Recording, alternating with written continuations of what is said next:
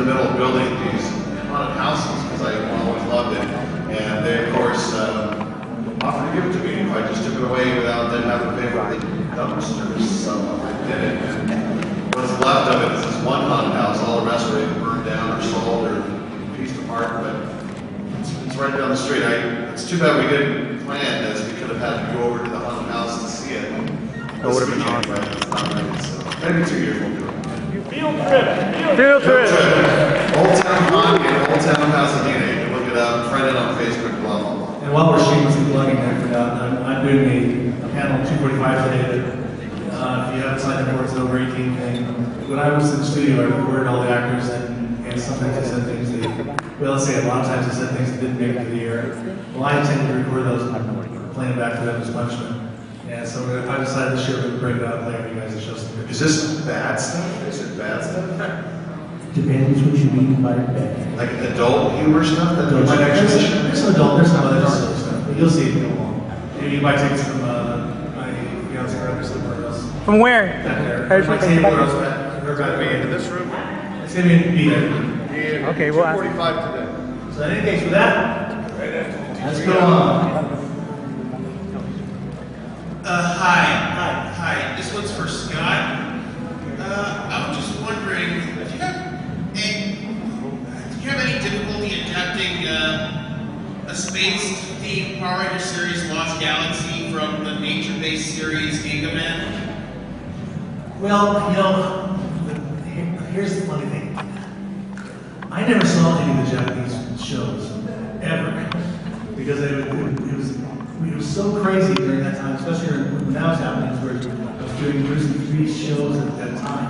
There was a Matt Strider and Bernard and Beetlejuice. So I didn't have as much time to actually get into how they adapted together. So by the time they got to me, Mark right before that, by the time they got to me, I was working together, and I just had to try and make sense of it. And so I didn't have the luxury of thinking about it too much. And plus I had my staff of writers that give me that, and I come back again and notes go back and forth.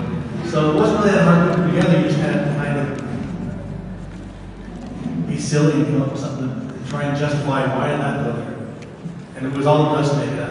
You know, we got an outline for the writers, of course, but it's up to us to make it up in the studio.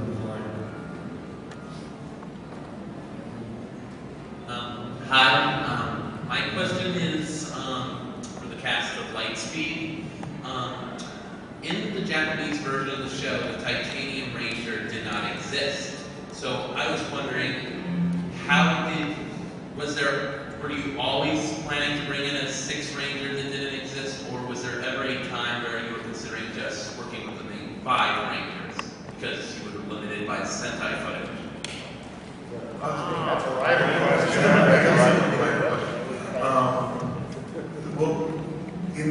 I wish Chip were here for that one. Yeah, actually, because Chip made a bunch of those decisions.